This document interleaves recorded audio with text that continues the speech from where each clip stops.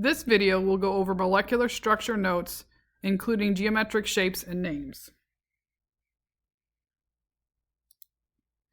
First example, we have BeF2. First, we need to remind ourselves how to do Lewis structures, so we're going to go through that. And we're going to know that Be belongs to family 2, and fluorines belong to family 7, so that's 14, so our number is 16. Be is first, so it's central. We're going to attach the F's to the Be with a single bond and give everybody octet that gets octet. That's 8, remember.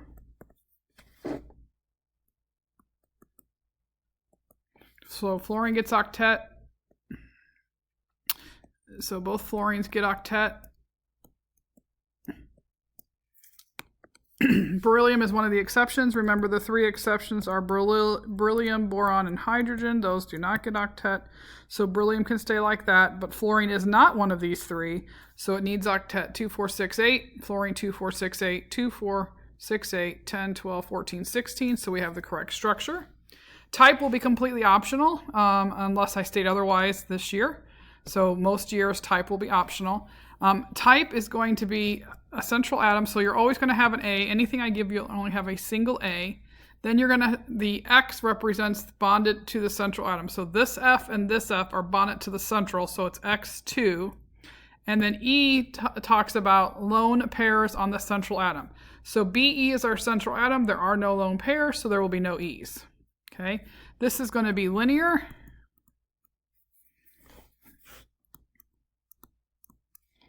Okay, and to draw this linear, we will do F, B, E, F, and that would be the end of that. And when we do the molecular kits, you're going to have sticks and spheres that you'll put together, and you will create something looking like this.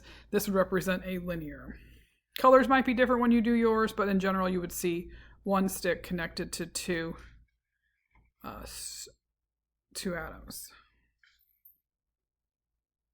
Let me try that again. You'd have a central atom with 2 things connected to it with a single bond, because this has a central atom and 2 single bonds connected, making it linear. The next one, we have 6 plus 12, so we need 18. So we're going to put Se in the middle and attach each oxygen on the outside. Give everything octet.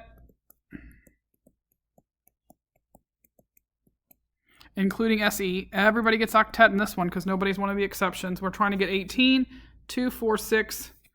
I'm going to make this dot a little bit bigger. 2, 4, 6, 8, 2, 4, 6, 8, 2, 4, 6, 8. Now see if we have 18, 2, 4, 6, 8, 10, 12, 14, 16. 2, 4, 6, 8, 10, 12, 14, 16, 18, 20. So that is not the correct structure.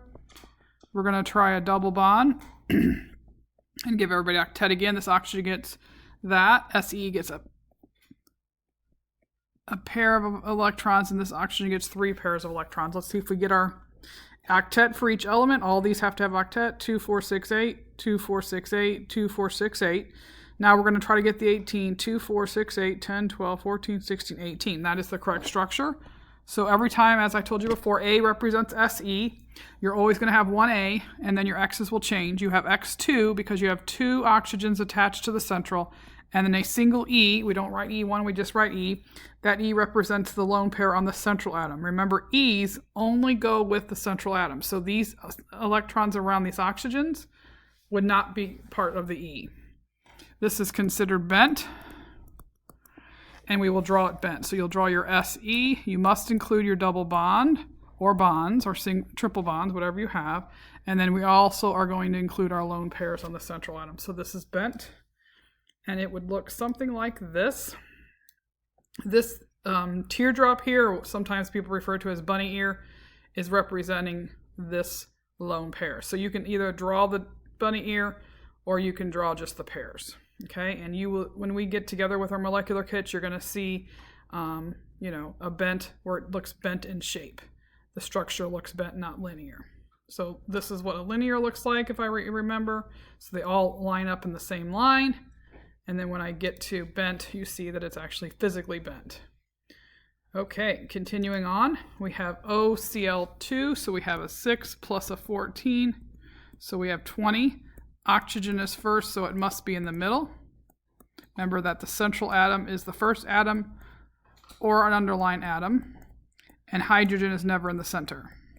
I'm giving everybody octet because all three of these, chlorines and oxygens, deserve octet or have to have octet. 2, 4, 6, 8, 2, 4, 6, 8, 2, 4, 6, 8, 2, 4, 6, 8, 10, 12, 14, 16, 18, 20. That is the correct structure.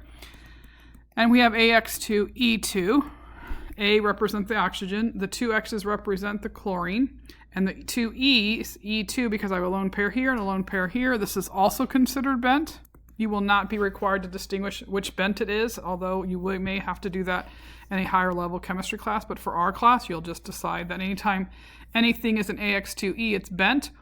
Okay, and I'll give you another trick for that in a moment. So we're going to do oxygen with the chlorine, showing them bending. Okay, and I have the lone pair. Let me get off the screen. Give me just a sec. I have the lone pair that forces the bend.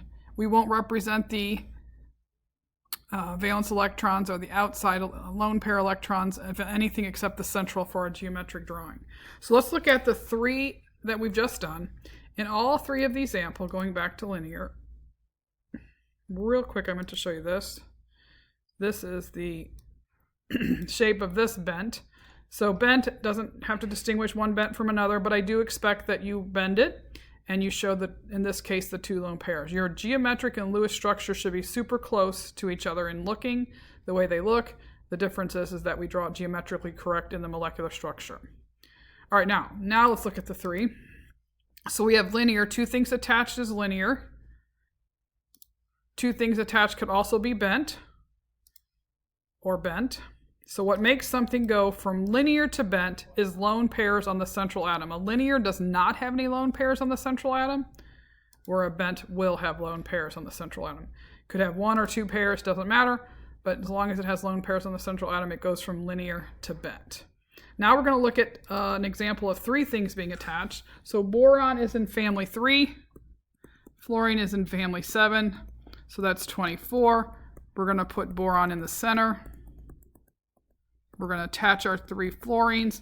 Everybody gets octet except for boron. It's one of the three exceptions. Remember, those are hydrogen, boron, and beryllium. So H, B, E, and B do not get octet. But fluorine does, so I'm giving it octet.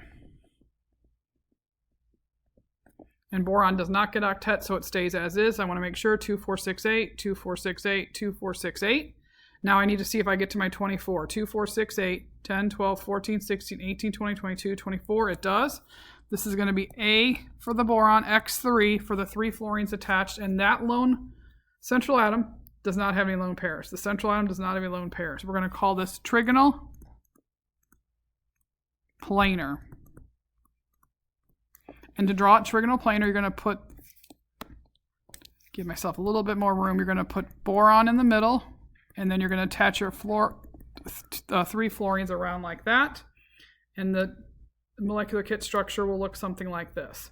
So in this, it could be single or double bonds, wouldn't matter. None of these molecular images represent all the possibilities. There could be double bonds or more than one double bond or whatnot. So what it's saying is that it's all in the same plane. So if I took a cross section of this, I would get all of those atoms would lie in the same plane. All right, another three attached piece. So remember, bent and linear had two things attached.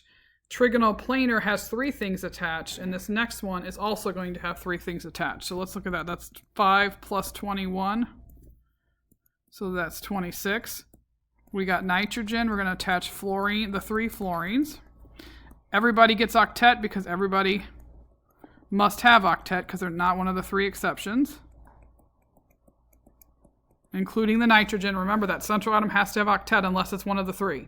So I'm making sure 2, 4, 6, 8, 2, 4, 6, 8, 2, 4, 6, 8, nitrogen 2, 4, 6, 8, and I'm going to try to get 26. 2, 4, 6, 8, 10, 12, 14, 16, 18, 20, 22, 24, 26. So we got it.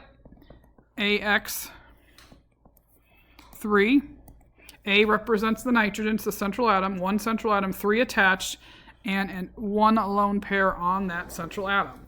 That's the one that's attached to nitrogen, who is the central atom. Okay, because three things are attached, it's going to be trigonal and pyramidal this time.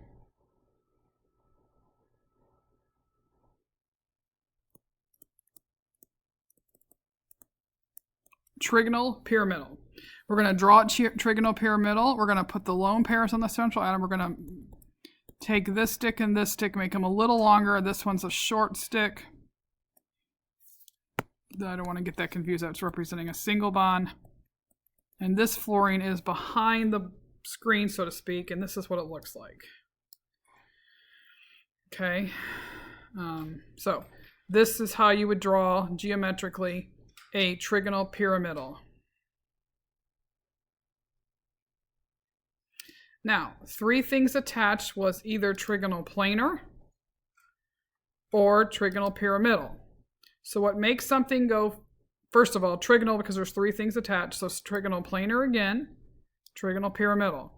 What makes something go from a planar, all lying in the same plane, so again, if I took a cross section of this, all the atoms would be in the same plane, versus trigonal pyramidal is that lone pair on the central atom. So when you have three things attached, it's trigonal, and then when it doesn't have any lone pairs on it, it's planar. When it has lone pairs on it, it's pyramidal. All right, now we're going to go to the last one, which is four things attached.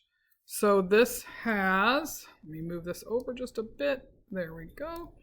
This is 5 plus 4, which is 9, minus 1, which is 8. Remember, a plus 1 means that you lose that many electrons. A plus charge means you lose that many. So we're going to put nitrogen and attach our 4 hydrogens.